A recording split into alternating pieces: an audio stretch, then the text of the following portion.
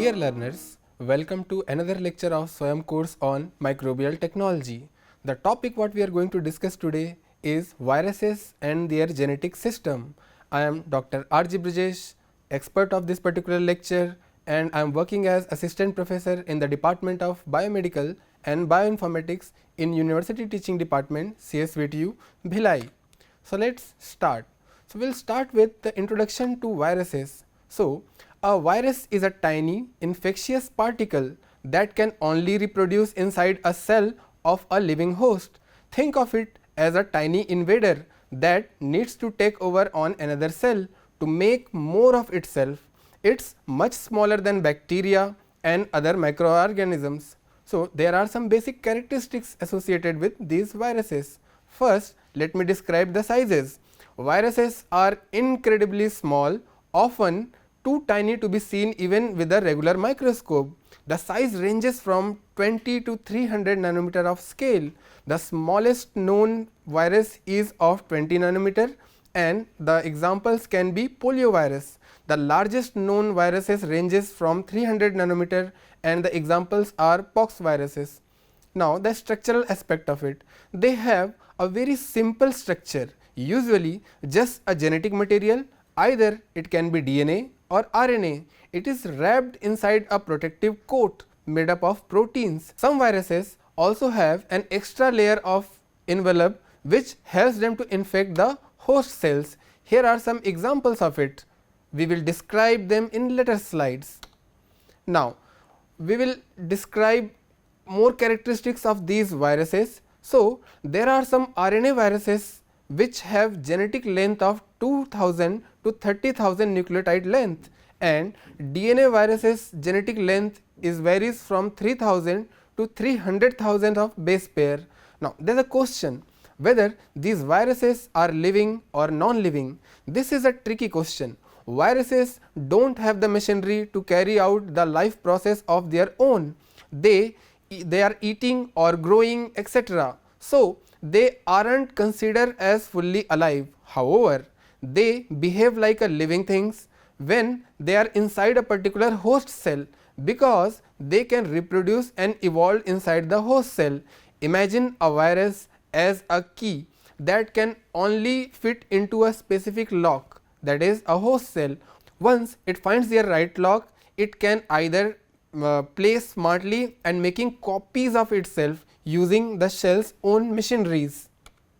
Now we will briefly discuss the historical perspective on virus studies. So the studies of viruses began in the late 19th century. Before the viruses were actually discovered, the scientists knew about these diseases caused by bacteria, but there were some diseases that couldn't explain. So in 1892, a Russian scientist named Dmitry Ivanovsky discovered something unusual. He found that when he filtered out bacteria from an infected plant sap, the liquid could still make the healthy plants very sick. He couldn't explain at that time, but accidentally he had discovered a virus there. Later in 1898, another scientist named Martinius Benjevic studied it further and concluded that the infectious agent was something much smaller than the bacteria. He called it as a virus, which means poison in Latin. Now what are the health implications of these viruses? So viruses are responsible for many diseases that affects humans, animals, and even plants. Some common example of viral disease include flu, common cold, measles, and more serious illness like HIV, AIDS, etc. And recently we have encountered COVID-19 also, that was also caused by one of these viruses. Viruses can cause a wide range of symptoms from mild to severe, like difficulty in breathing. Understanding how viruses actually work can help the doctors and scientists to develop some treatment and vaccines to prevent or can actually discover a cure to these diseases. Now there are some examples of outbreaks. Studying viruses is crucial because some viruses can spread quickly from person to person, leading to outbreak or even pandemics. recent COVID-19 is a perfect example of why it is important to understand the virus working and how they spread from one person to another person, so we can better prepare ourselves in response to such situation in future time. Now imagine if someone in your school gets infected to flu. If that person doesn't stay at home, the flu can spread from the many other students very quickly. The studying how this happens helps to find a way to better stop the spread from one person to another person. Now there are different roles of the studying viruses in biotechnology. So viruses aren't bad. In biotechnology, scientists have led to use these viruses in a positive way. For example, some viruses can be used to deliver the genes into the cell in a process called as gene therapy. Now this can help to treat the genetic disorders by fixing the faulty genes. Another example is in case of vaccination development. Some viruses are made by using the harmless part of viruses to train the immune system in order to fight the real viruses if they can invade in the future.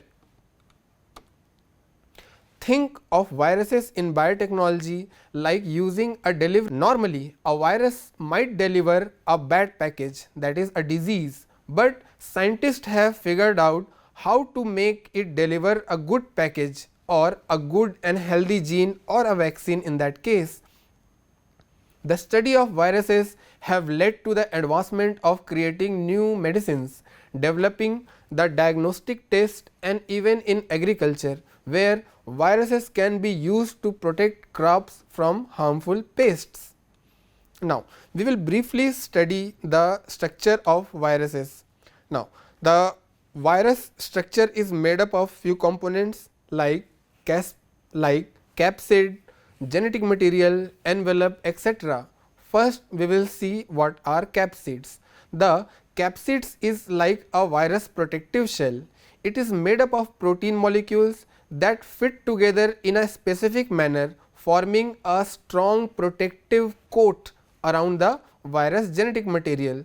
The capsid not only protects the genetic material, but it also helps the viruses to attach to the host cell. Think of a capsid as the hard shell of a nut. Just as the shell protects the seed inside, the capsid protects the virus's genetic material. Now next component is its genetic material.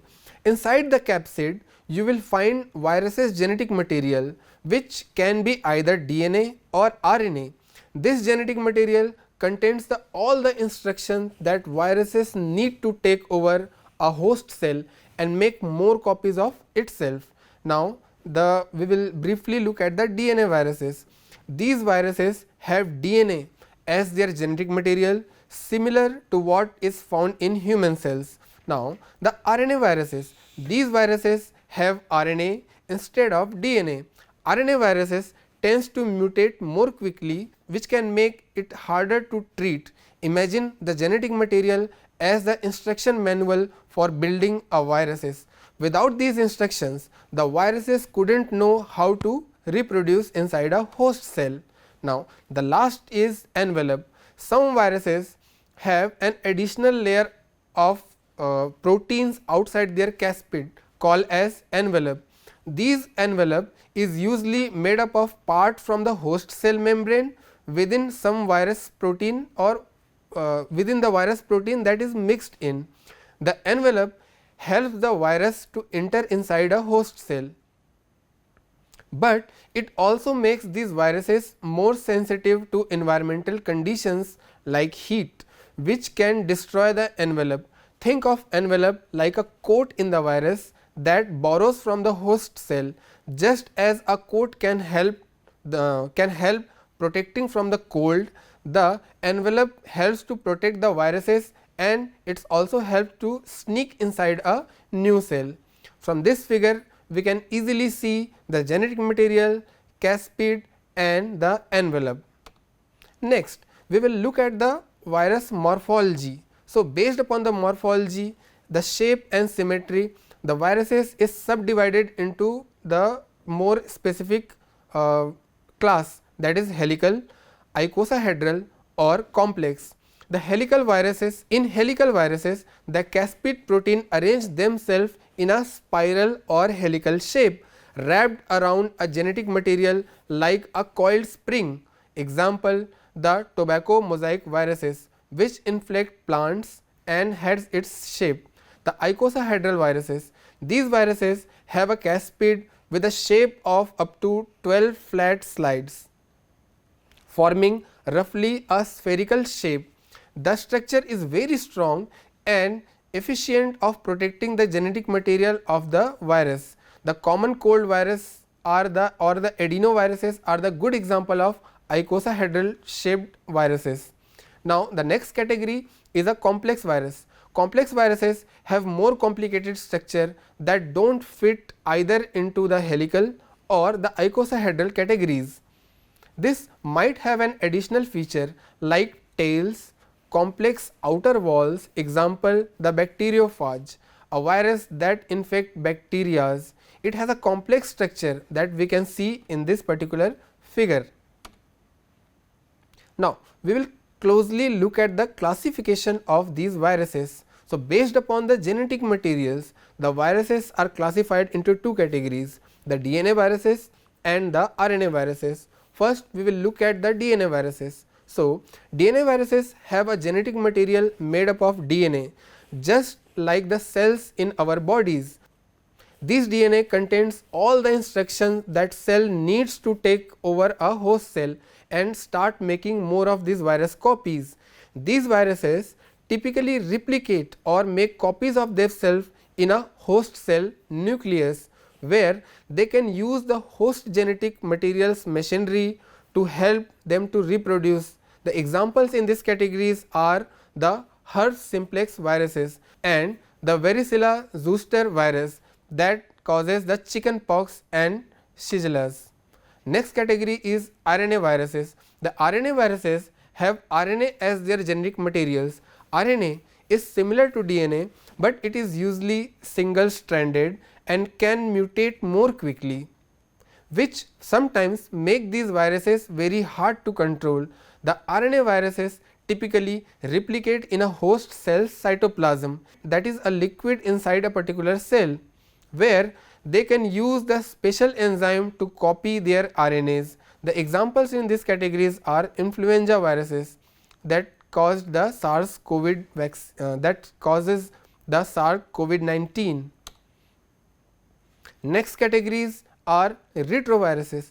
Retroviruses are a special type of RNA viruses which makes them unique, that they could use the enzymes that is called as reverse transcriptase to convert their RNA to DNA once they enter inside a host cell.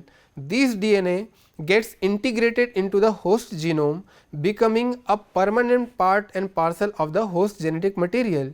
This integration allows the viruses to stay hidden inside a host cell, sometimes for years before it start making the copies of these viruses. The examples in this category are HIV viruses, that is human immunodeficiency viruses that causes AIDS. Now, there are further category based on their host range. In this category, we will first look at the animal viruses. Animal viruses can infect animal, including humans. These viruses can cause a wide range of diseases, from mild infections like common cold to more serious disorders like rabies or Ebola. The examples in these categories are rabies viruses that affects mammals including dogs and humans. Next category is plant viruses. Some plant viruses infect plants, often causing damage in the crops and other vegetations. These viruses can affect the appearance, growth and yield of a particular plant. The examples in this category are TMV, also called as tobacco mosaic viruses. Now, next categories are bacteriophage. We have already described the bacteriophage in previous slides. So, in the next segment we will look at the virus life cycle overview.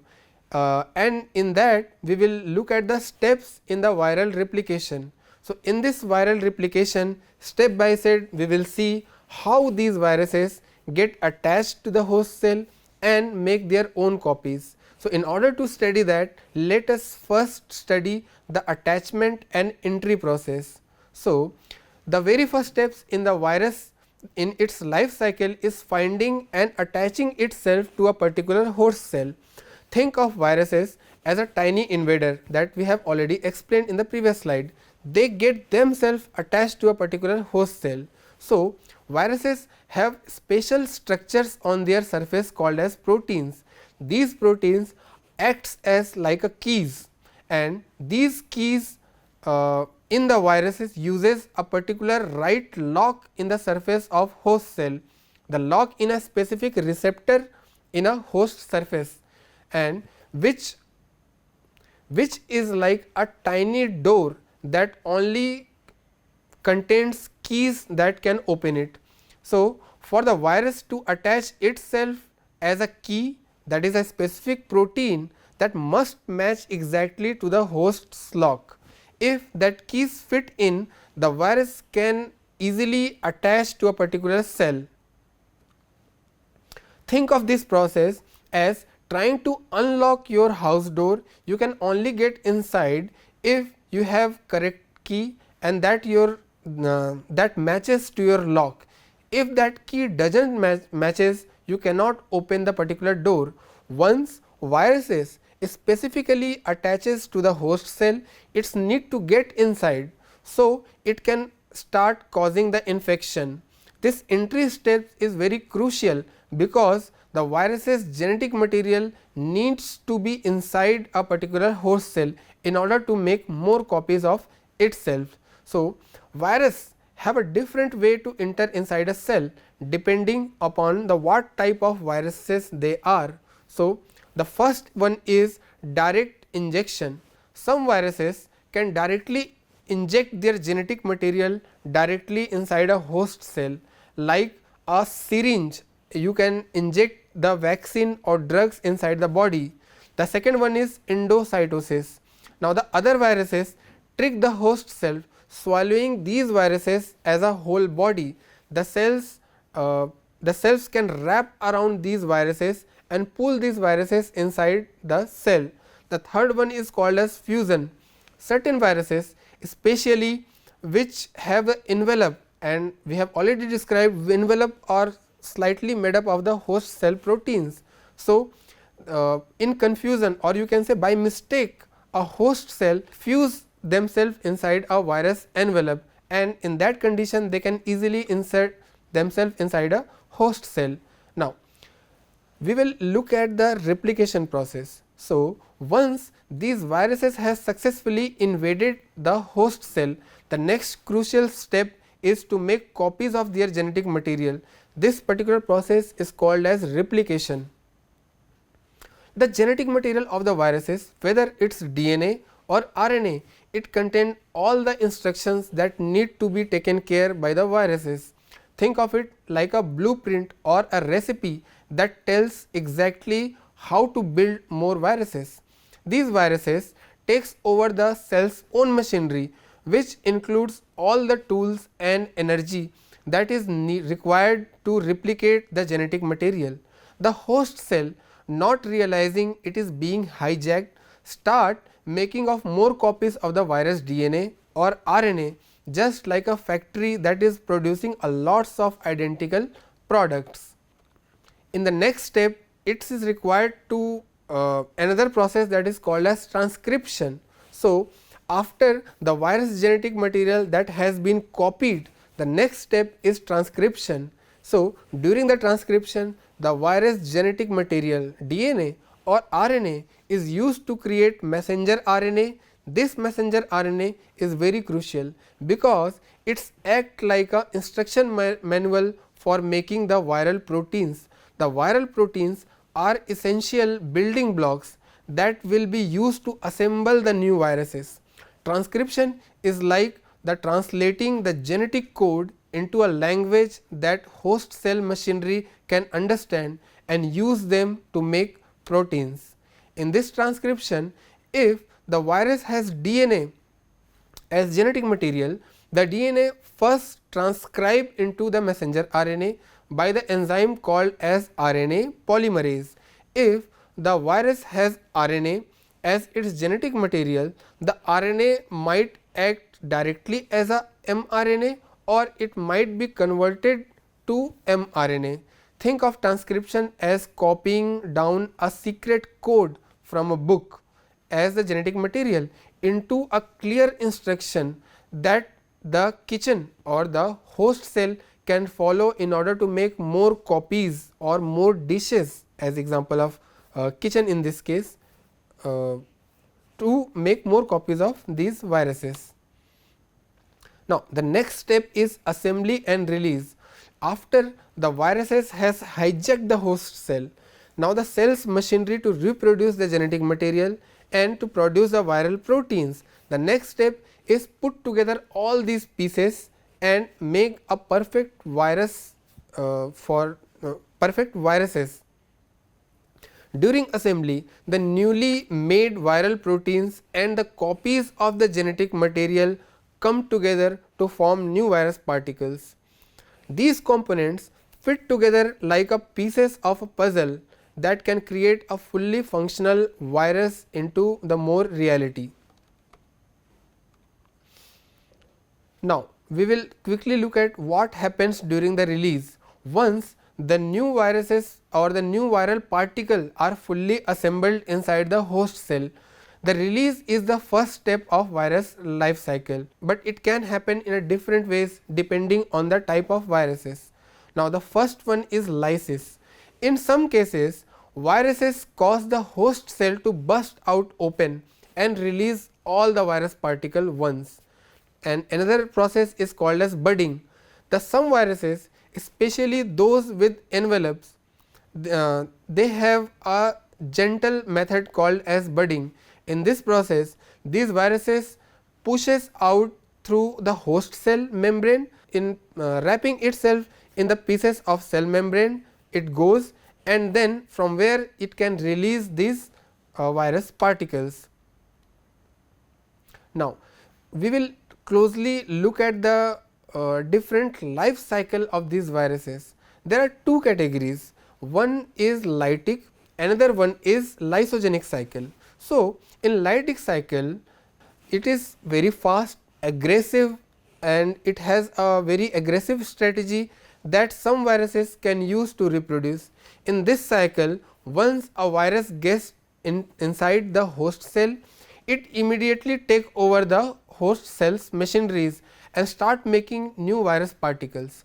The virus does not waste any time, it quickly begins to replicate its genetic material and reproduce the virus protein in order to build more number of viruses. As more and more viruses are made, the host cell becomes filled with these new virus particles, and eventually cell can't handle this many number of viruses and they release these newly formed viruses. The lytic cycle is destructive because it's always result in death of a particular host cell. The virus sacrifices the cell, it infects and produce more copies of virus in a very short amount of time. The next cycle is called as lysogenic cycle. In lysogenic cycle is a much slower and stealthier approach compared to the lytic cycle. Instead of immediately taking over the host cell, the viruses take a different path. After entering to the host cell, the virus genetic material integrate to the host DNA. It means that the virus DNA become part of a host genetic material. Once the viral DNA is integrated, it can be dormant for a very long duration of time. The host cell continue to live, grow and divide as a normal cell. It does not know that the virus DNA has been integrated to its own DNA. The viral DNA can stay hidden in the host cell genome for an extended period, sometimes even for years. However, certain triggers like stress, changes the environment, it can activate the viral DNA, causing it to enter to a lytic phase. When this happened, the viral began to replicate rapidly, leading to eventually destruction of host cells, that previously what we have seen in case of lytic cycle. Now, let me quickly describe the key difference between lytic and lysogenic cycle. So, the first one is speed and strategy. The lytic cycle is fast and destructive, with virus quickly replicating and killing the host cell, and in order to release the more number of virus particle. The lysogenic cycle is slow and stealthy. So, with the virus integrating to the host cells DNA and later entering to the lytic phase.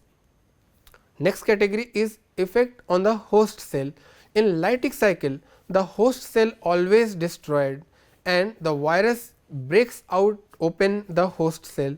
In the lysogenic part, the host cells remain alive and perform all the necessary function that it was performing previously for a very long duration of time. Next category is the trigger for activation. The lytic cycle is always active and its lead to immediate destruction of the host cell.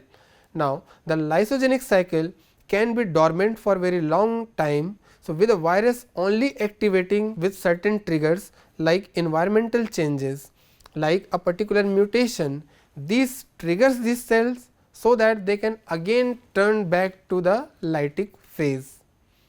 We will in detail look at these DNA viruses and RNA viruses. So, let me first describe the DNA viruses. They are double stranded viruses. They contains double stranded DNA and it contains two complementary strands that twist around each other in order to form a structure known as double helix, which looks like a spiral staircase. Each strand is made up of building blocks called as nucleotides, which pair in a specific manner, like adenine always pair with thymine and cytosine always pair with guanine. This double stranded structure is very stable and allows viruses to store in a genetic material more securely. Because of its stability, double stranded viruses are less prone to mutations and other type of instability. When double stranded DNA virus infect a particular host, it often enters to nucleus of the cell. The host cell machinery like enzymes and protein can easily read these viruses double helix structure, because they often get confused with host cells DNA. These copies are used to create new viral particle, which are then released to infect more number of cell. Now, the next category is single stranded DNA virus. Single stranded DNA viruses contain only one strand of nucleotide without the complementary the second strand. This makes it very less stable as compared to the double stranded DNA viruses, and it does not have the protective pairs to uphold and the two stand together. Since single stranded DNA is more fragile, it is often converted to double stranded DNA in some cases, but once it entered inside a particular host cell. Now, here are some key differences. Double stranded DNA is more stable and less prone to mutations because of its protective pairing of the second strand. Single stranded RNA are less stable and more prone to mutation. So, it often needs to convert it to a double stranded once it enters inside a particular host cell. Double stranded DNA virus can directly use the host cell machineries for replication as soon as they have entered inside the nucleus. In case of single stranded DNA viruses, they typically need to convert themselves in order to use the host cell machineries. We will look at the replication location. For double stranded viruses, the process of replication usually takes place inside a host nucleus. The nucleus is the central command center of the host, where the cells often use DNA to store and to be get mapped once it enters inside the host cell nucleus. The reason DNA viruses head straight to the nucleus it because it can easily take the advantage of host cells or the host nucleus machineries in order to get replicated. Now, we will look at the steps involved in the replication process. The first step is entry inside the nucleus. After the DNA virus enters the host cell, its first goal is to reach to the nucleus. The virus might enter the nucleus directly if it is small enough, or it might deliver the genetic material into the nucleus through other means. It fuses inside the nuclear membrane and easily releases the DNA inside the nucleus. The next step is replication of these DNA viruses. Inside the nucleus, these DNA viruses replicates its DNA. The DNA is treated much like the cells on DNA. The host cell enzyme, particularly the DNA polymerase, reads this viral DNA and make copies of double stranded virus DNA. The next step is transcription. Along with the replication its DNA, the virus also needs to produce the proteins that will make up the new viral particle. To do this, the viral DNA transcribe the messenger RNA within the nucleus. The transcription is a process by which genetic code in the DNA between is rewritten in the form of mRNA, and later on these mRNA can be used to form proteins. The next stage is assembly of new viruses. Once the viral DNA has been copied and the necessary proteins have been produced, all these components are put together to form new viral particles. The viral DNA is packaged inside the capsid and the protein, that is protein coat. The viruses have envelope and these are gathered together from different proteins that is being synthesized using the host cell. The last stage in this process is release of new particle. After the assembly, the new viral particle must leave the host cell in order to infect more number of cell. This can happen in different ways. What we have seen previously, the process of lysis and the process of budding. The next is RNA viruses. All the processes are very similar as compared to DNA viruses. The only difference is the types of these single stranded RNAs. The one is positive sense RNA viruses. In positive sense RNA viruses, the genetic material RNA acts as directly as the messenger RNA, which means as soon as this viral DNA viral RNA have entered the cell, they can directly use to make the proteins and they act as messenger RNA, and they need not entered inside the particular nucleus. All this process can happen inside the cytoplasm itself. The next is negative sense RNAs. In negative sense RNA viruses, the genetic material is like a mirror image of the messenger RNA that need to produce the viral proteins. This means that it cannot be directly read by the host cell machineries. Before it can be used, the negative sense RNA must convert it to positive sense RNA by an enzyme called as RNA dependent RNA polymerase. All the steps of replication, translation and packaging are very similar to that of the DNA viruses that we have seen. The next categories are retroviruses. So, very briefly I will tell about the retroviruses. Retroviruses unique feature is to use of a protein called as reverse transcriptase enzyme.